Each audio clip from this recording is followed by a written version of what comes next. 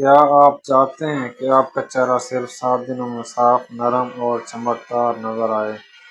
آج میں آپ کو ایک ایسا آسان گھریلو نسخہ بتاؤں گا جس کے لیے صرف 2 چیزیں چاہیے: ٹماٹر اور دہی۔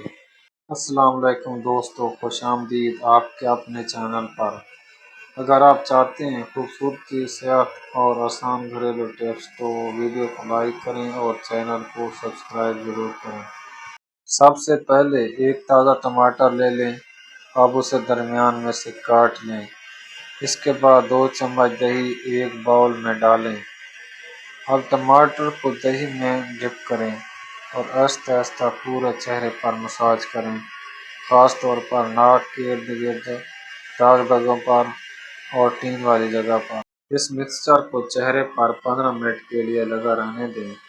اس کے بعد ٹھنڈے پانی سے چہرہ دھو لیں۔ یہ نسخہ ہفتے میں 3 سے 4 بار استعمال کریں۔ ٹماٹر جلد سے اضافی آئل کم کرنے میں مدد دیتا ہے، جبکہ دہی جلد کو نرم اور فریش بناتی ہے۔ اس سے چہرہ صاف لگتا ہے، داغ دھبے ہلکے ہوتے ہیں اور جلد میں قدرتی گلو آتا ہے۔